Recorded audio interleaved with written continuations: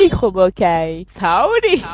Reparlons du mariage du prince William et de Kate Middleton, cette fois-ci pour évoquer son coût financier.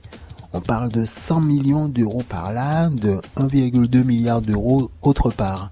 Ce qui est sûr, c'est que ce mariage a coûté très cher. À notre échelle, celle de gens devant travailler à la sueur de leur front pour recueillir à la fin du mois de quoi subvenir aux besoins essentiels, se marier est également souvent un verbe qui va de pair avec dépenser. Location de salle, de voiture, traiteur, photographe, costume, robe de mariée. Avant de se marier, il faut réfléchir beaucoup, mais aussi économiser. Certains vont même jusqu'à emprunter. D'autres font appel à des sponsors pour que la note soit moins salée. D'autres encore font de façon à ce qu'elle soit sucrée, c'est-à-dire qu'ils organisent un mariage très simple avec peu d'invités. Et vous, pensez-vous qu'il soit possible de se marier sans dépenser une fortune?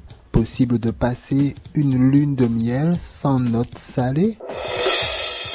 Peut-on se marier selon vous sans dépenser une fortune, sans s'endetter? Pourquoi en général se marier coûte aussi cher? Oui, je pense que cela se peut. Oui, disons que ça dépend aussi de la façon de voir de certaines personnes. Si on est dans l'humilité, pourquoi pas? Vous êtes plutôt pour les grands mariages fastueux ou bien les petits mariages au petit comité? Ah non, je suis pour les petits trucs simples, en petit comité. Je dis, plus c'est simple, mieux c'est bon. Oui, on peut faire un mariage sans dépenser beaucoup. Parce que moi, je me suis marié et j'ai fait très simple. Un mariage, c'est pas pour les autres, c'est pour soi-même. Vous n'aviez pas peur qu'on vous critique? Non, pas du tout. Non.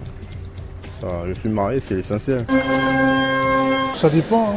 S'il y a quelqu'un qui a vraiment envie de dépenser une fortune, il peut le faire. Il y en a qui n'ont pas envie. Chaque personne peut faire ce qu'ils ont envie.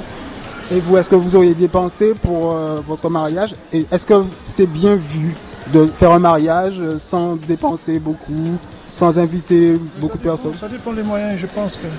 Il y en a qui ont les moyens, puis il y en a qui n'ont pas les moyens. Pourquoi vous pensez que la plupart des mariages coûtent cher? Mais c'est pas les mariages qui coûtent cher. C'est les gens qui ont les moyens. Ça dépend. C'est parce que ça dépend de la personne comment il est pour qu'il puisse faire un mariage de fortune ou un mariage.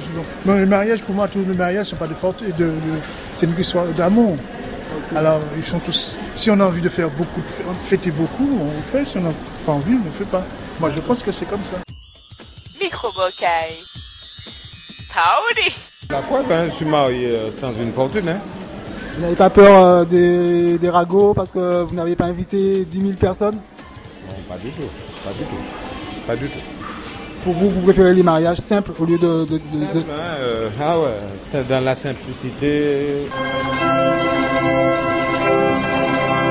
Bien sûr, on peut se marier sans dépenser une fortune. Pourquoi selon vous les mariages coûtent en général si cher? Parce que les gens dépensent tout pour se marier, c'est tout. Il faut calculer. Ça se négocie les prix pour se marier. Pas vrai, monsieur? Oui, tout à fait. Merci. À bientôt. Au revoir.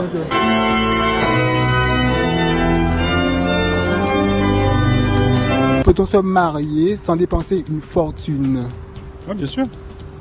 Tout à fait. Ça dépend du budget qu'on a, on s'adapte au budget qu'on a. Est-ce que ce n'est pas mal vu par les gens qui voient qu'on n'invite pas beaucoup de personnes, etc.? Non, je ne pense pas, non. Non, pas du tout. Vous seriez prêt à affronter les ragots parce que vous auriez fait un mariage tout simple sans inviter 100 personnes? Oui, bien sûr, parce que je me marie pour moi, pas pour les autres.